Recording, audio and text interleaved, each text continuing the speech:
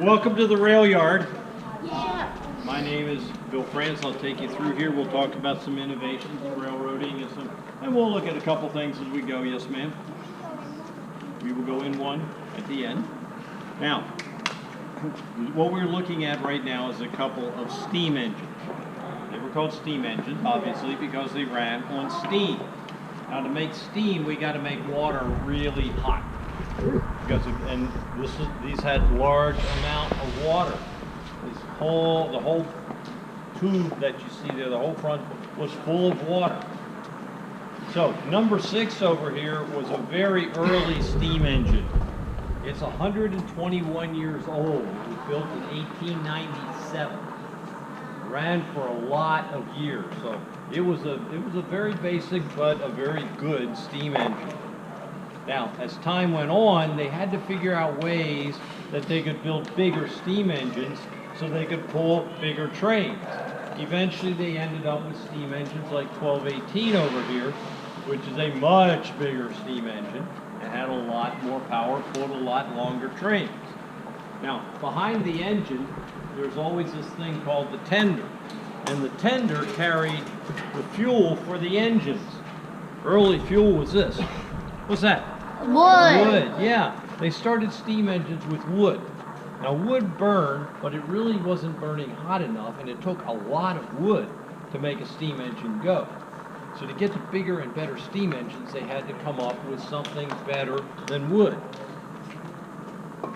That's where they came up with this stuff. Coal. Coal, yeah.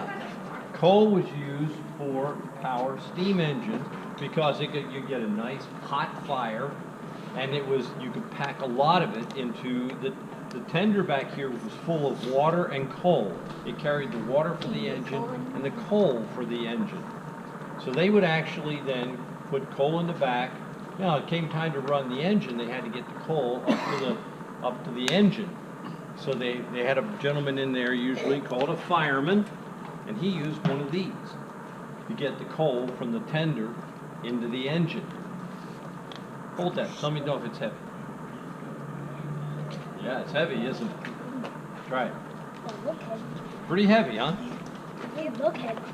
Okay. Oh, it's not that heavy. Once you shovel with it a couple hours, it is. Yeah, I was going to say, it isn't heavy when 3 of you are holding it. All right, you get All the right, idea. that's enough. That's enough. Call her back up. Now, just think about the fact that the fireman not only had the weight of the shovel, but it was full of coal at the same time. So he had a very tough job to try to keep enough coal in that engine to keep the fire going.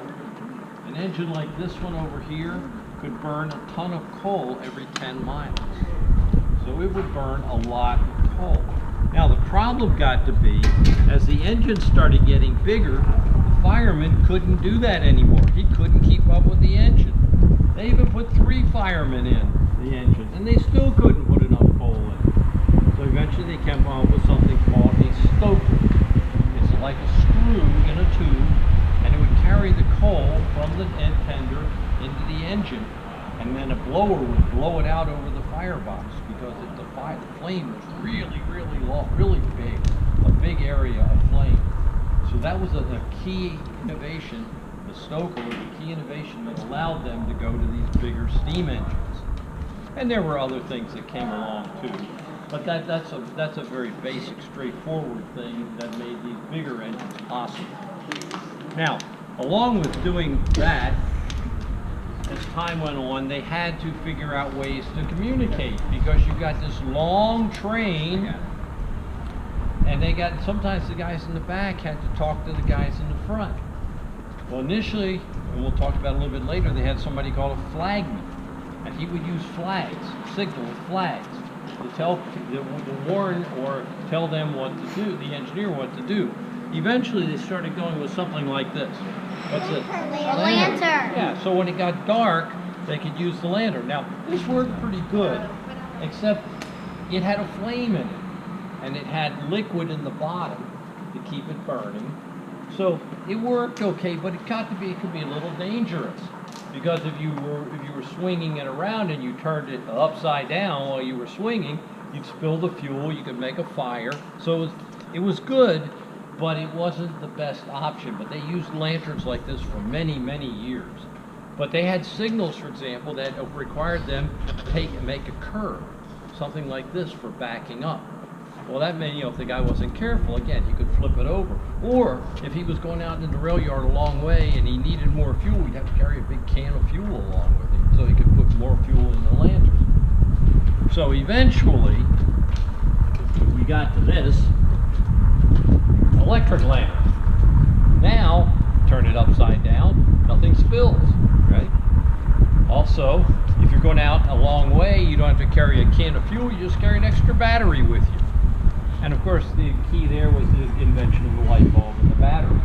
So they started to communicate now, again, using electric lanterns of various types, and they would do signals. They were signals like up and down meant go forward, back and forth across here like this meant stop. And again, the one I was talking about earlier, round and around, meant backward. Now that would work, except now it got a little hard to tell the engineer how far to back up. And they would have to use, one signal and then a stop signal. Eventually, communication has turned into using one of these. Yeah, walkie-talkies and radios. Now, the engineer can be told, back your train up 10 feet and things like that. And now, daytime or nighttime, it doesn't matter anymore. They can use walkie-talkies to do communication. Yes, ma'am? Well, they kind of estimate it. They can just estimate. Yes, And part of the train that you need, because if your walkie-talkie only works for a far distance. Yeah, and again, they know how to deal with that. And a lot of times, I said 10 feet, a lot of times they'll just talk in car lengths. They'll go back up, you got 2 more car lengths. Basically freight cars. You got 2 more freight cars before you stop. Yes, sir? Oh, we've collected it over time. Yes, sir? My dad used to be the boss of freight car, then he gave up the boss, and then he's now just a freighter, and then Okay. somebody else is the boss. Okay, we can talk about that a little bit. Let's work our way back through the museum. So again, steam engines were the key element in developing the railroad. We can't.